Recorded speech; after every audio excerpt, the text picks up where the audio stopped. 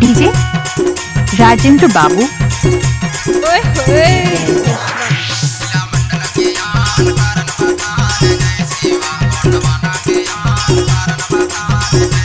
आना तू फले चल हट।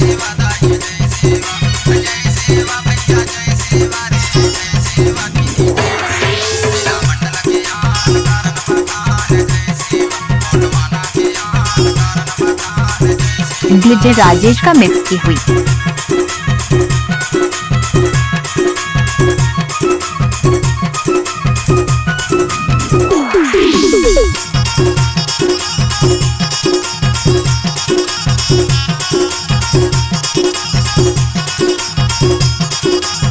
ओए होए